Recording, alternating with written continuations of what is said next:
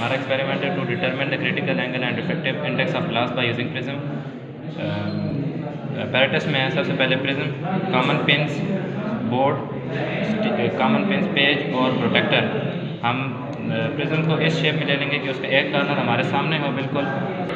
इसमें एक साइड हमारे सामने हमने रखनी है और उसका बॉर्डर ड्रा कर लेना है, और फिर किसी एक साइड से भी हमने एक मिड से ऊपर एक पॉइंट ले लेना है और उस पर एक पेन लगा देनी है, और फिर उसी के ऑपोजिट पैरेलल साइड पे हमने ये ऑब्ज़र्व करना है कि जहाँ से हम लोग को पेन वैनिश होती हुई दिखाई दे, यानी गायब होती हुई दिखाई दे, उस पॉइंट पे बिल्कुल उस पेन के पैरेलल एक पॉइंट ले लेना है और उस पर पेन लगानी है, और बिल्कुल उस पॉइंट के एक आगे एक और पॉइंट ले लेना है। इस तरह के तीनों पेन बिल्कुल आपस में पैरेलल हों।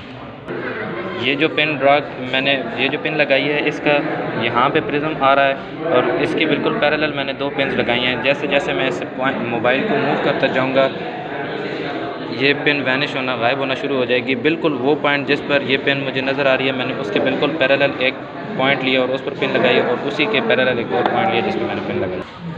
अब यहाँ से प्रिज्म हटा देना और कॉमन पेन उतार देनी है। जो पॉइंट हमने यहाँ पे लिया था उसकी मेजरमेंट कर लेनी है और उतनी ही लाइन लगा देनी है।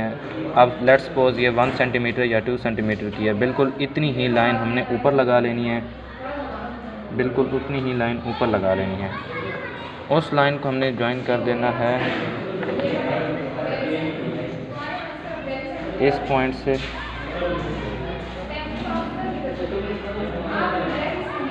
और इस पॉइंट को हमने इससे भी ज्वाइन कर देना है। अब इस पॉइंट को हमने प्रोमिनेंट कर देना है और इस पॉइंट को हमने इसके साथ ज्वाइन कर देना है। तो जो ये एंगल निकलेगा ये हमारा रिक्वायर्ड एंगल थीटा होगा।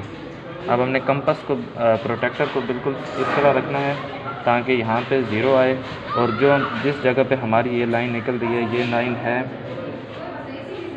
100, तो 0 से 100, तो ये कितना हो गया, theta is equal to 1/2 100 degree.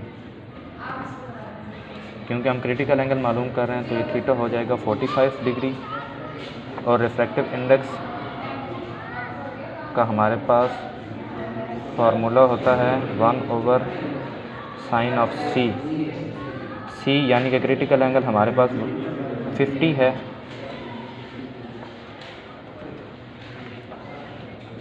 तो ये हमारे पास क्रिटिकल एंगल और refractive index of a glass by using prism, हमारे पास ये रिफ्रैक्टिव इंडेक्स और एंगल आ जाएगा।